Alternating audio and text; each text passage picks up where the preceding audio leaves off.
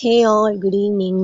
இன்றைக்கி நம்ம முருங்கைக்கீரையில் துவையல் எப்படி செய்யலாம் பார்க்கலாம் வாங்க. அதுக்கு சின்ன வெங்காயம், பச்சை மிளகாய், பட்டை மிளகாய், பூண்டு, புளி, கடலப்பருப்பு, உளுத்தம்பருப்பு, தேங்காய் இது மட்டும் எடுத்து வச்சுக்கோங்க. ஒரு கடாயில் 2 டீஸ்பூன் எண்ணெய் விட்டு அதில் பட்டை மிளகாய் போட்டு முதல்ல வறுத்து எடுத்துக்கோங்க. அதே எண்ணெயில் கடலப்பருப்பும் உளுத்தம்பருப்பும் நல்லா வறுத்து எடுத்துக்கோங்க. கலர் சேஞ்ச் ஆனதும் எடுத்துருங்க, கருக விட்டுறாதீங்க. அதே எண்ணெயில் பூண்டு, பச்சை மிளகாய், சின்ன வெங்காயம் இது மூணுத்தையும் போட்டு நல்லா வதக்கி எடுத்துக்கோங்க. இது வதங்கினதும் இதுலேயே கீரையும் சேர்த்துக்கோங்க. கீரை முதல்ல ஒரு ½ அன் ஹவருக்கு முன்னாடி கீரையை நல்லா அலசி ஆற வச்சு காஞ்சதுக்கப்புறமா அதை எடுத்து வதக்கிக்கோங்க. இப்போ கீரையை போட்டு நல்லா வதக்கிட்டு, கீரை வதக்கும்போது ரொம்ப நேரம் வதக்காதீங்க.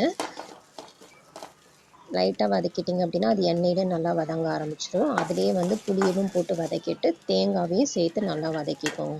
தேங்காய் ரொம்ப நேரம் வதக்க வேண்டாம். இப்போ இதில் முன்னாடி பட்டை மிளகாய், கடலப்பருப்பு, உளுத்தம்பருப்புலாம் வதக்கணுமா அதையும் சேர்த்து இதிலே சேர்த்துட்டு ஒரு பிளேட்டில் மாற்றி ஆற வச்சுக்கோங்க.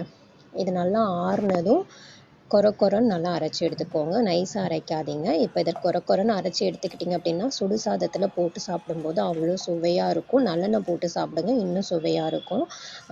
இந்த முருங்கைக்கீரையை வாரத்துக்கு ஒரு முறை கண்டிப்பாக சாப்பாட்டில் சேர்த்துக்கோங்க. இரத்த சோகை உள்ளவங்க, ஹெச்பி லெவல் கம்மியாக உள்ளவங்க கண்டிப்பாக சாப்பாட்டில் சேர்த்துக்கோங்க. சீக்கிரம் ஹெச்பி லெவல் இம்ப்ரூவ் ஆகும். தேங்க்யூ.